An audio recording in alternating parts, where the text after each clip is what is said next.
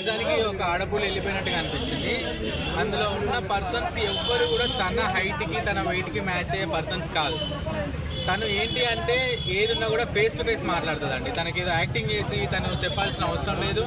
తనకి ఏది ఉన్నా కూడా జెన్యూన్గా చెప్పేస్తుంది. వెళ్ళిపోయింది అని కొంచెం బాధపడుతున్నాం, ఎందుకంటే వీళ్ళంతా స్క్రిప్టెడ్ రాసుకొని మాట్లాడుతున్నారు. అంటే నేను నెక్స్ట్ టైం మాట్లాడితే నేను హైలైట్ అవుతా అని చెప్పేసి మాట్లాడుతున్నారు. కానీ దివ్య వచ్చేసరికి అలా ఎప్పుడు మాట్లాడలేదు.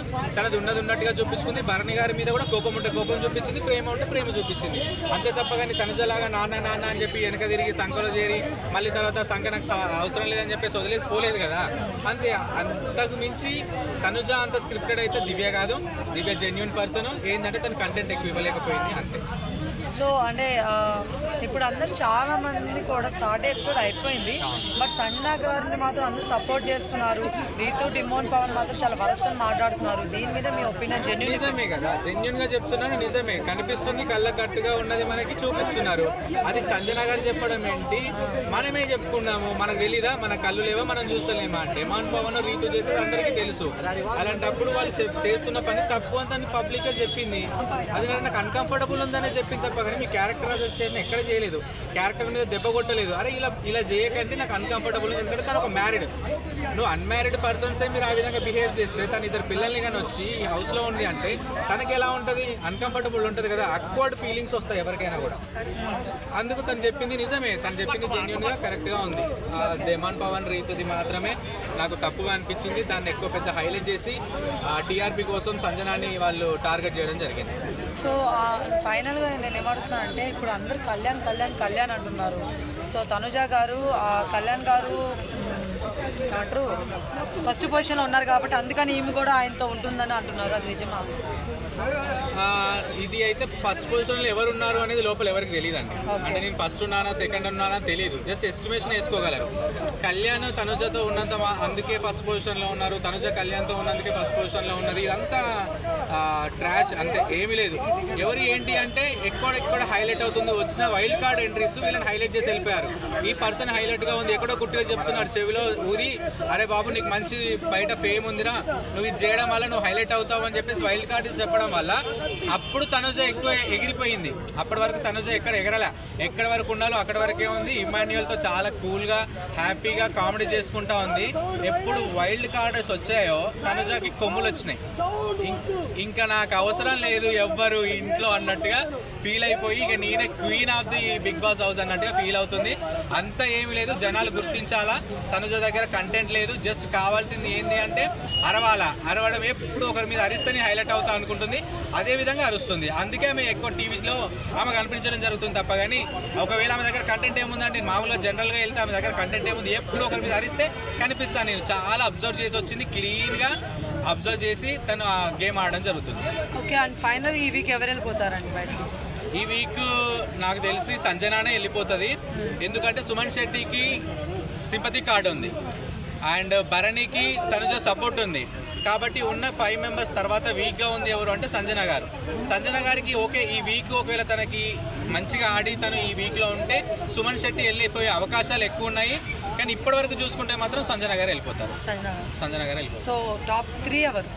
టాప్ 3 నా ప్రకారంగా చూసుకుంటే ఇమాన్యుయల్ టాప్ 1, టాప్ 2 వచ్చేసి డిమోన్ పవన్, టాప్ 3 వచ్చేసి కళ్యాణ్. ఒకవేళ విన్నర్ ఎవరు అవ్వాలి అనుకుంటున్నారు? విన్నర్ ఎవరు అవ్వాలి అనుకుంటే జనాలు గుర్తించాల్సింది ఏంటి అంటే అందాన్ని కాదు, వాళ్ళకున్న వృత్తిని కాదు, కష్టాన్ని గుర్తించాలి.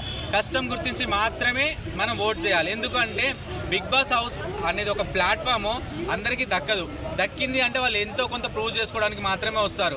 ఒక అబ్బాయితో నువ్వు కలిసి తిరగడానికి కాదు, లేకుంటే కంటెంట్ క్రియేట్ చేయడానికి కాదు. కష్టాన్ని చూపించుకోవాలి, గెలవాలి, బయట పబ్లిసిటీ పెరగాలి, ఫేమ్ రావాలి. మనం కూడా ఏం తెలుసుకోవాలి, ఒక పర్సన్ దగ్గర నుంచి కష్టపడే తత్వం నేర్చుకోవాలి. ఒక మనిషి ఇంకో మనిషితో ఏ విధంగా మాట్లాడుతున్నాడు అని తెలుసుకోవాలి. అంతే తప్ప కానీ కంటెంట్ ఉండి లవ్ ట్రాక్లు నడిపించే వాళ్ళు కాదు. సో ఇమాన్యుయల్ 100% తను చాలా జెన్యూన్ పర్సన్. తనకి నచ్చితే నచ్చింది అని చెప్తాడు, నచ్చకుండా నచ్చలేదు అని చెప్తాడు. కష్టం ఉంటే దగ్గరికి వెళ్తాడు, వాళ్ళతో కష్టం అనిపిస్తే దూరంగా వెళ్ళిపోతాడు. అంతే తప్ప ఇబ్బంది మాత్రం పెట్టాడు. గౌరవాన్ని అడగకుండా అతను పవర్ తీసేసుకున్నాడు కదా బ్రో. మరి అప్పుడు అంటే నచ్చితేనే చేస్తానప్పుడు అవునండి, ఎవరైనా గెలవాలి అనే చూస్తారు కదా. నేను పక్క వాళ్ళని గెలిపిస్తా అని ఎవరు బిగ్ బాస్ హౌస్లోకి రారు. అడగాలి అని చెప్పేసి తనకు ఒక చిన్న స్వార్థము ఏముందో, వాళ్ళ విషయాలు ఏం తెలుసుకోవాలనుకుంటున్నారో బయట బయట నుంచి జరిగినవి అనేది ఎవరికైనా ఉంటుంది. అలాంటప్పుడు తను చేయడంలో తప్పు లేదు అని అంటే ఒక లవర్ అంటే అమ్మ నాన్న వాయిస్ అంటే ఓకే, ఒక లవర్ కోసం లవర్ వాయిస్ కోసం అంత ఇచ్చేయాల్సిన అవసరం లేదు అని చెప్పేసి అంటున్నారు. అది వాస్తవమే. ఆ ఒక్క విషయంలో నేను కొంచెం హట్ అవ్వడం జరిగింది. కానీ ఏమనిపించింది అంటే తర్వాత ఆలోచన చేస్తే అవును, తను వాళ్ళ లవర్తో కలిసి ఉన్నప్పుడు ఇంట్లోకి రాలా, విడిపోయిన తర్వాత ఏం జరుగుతుందో బయట తెలీదు తనకి. సో ఒక చిన్న ఇన్ఫర్మేషన్ నేను తెలుసుకుంటా అనుకున్నాడు. కానీ గౌరవ్కి పేరెంట్స్ మిస్ అవ్వడం అనేది అది నిజంగా చాలా అది కష్టంగా అనిపించింది. ఎవరికైనా పేరెంట్స్ రావడమే ఒకటి. నేను నా ప్రకారంగా నేను చెప్పుకున్న ఆన్సర్ ఏంటంటే ఇమాన్యుయల్ ప్రకారం గౌరవ్ వచ్చి కొన్ని వీక్సే అవుతుంది. గౌరవ్ ఏం ఫస్ట్ నుంచి వచ్చిన పర్సన్ కాదు, ఫస్ట్ డే నుంచి ఇంట్లో ఉన్న పర్సన్ కాదు. సో ఇమాన్యుయల్ చాలా ముందు నుంచి వచ్చాడు, తను అన్ని చేసి ఉన్నాడు కాబట్టి తనకు అవసరం బయట ఏం జరుగుతుంది అనేది.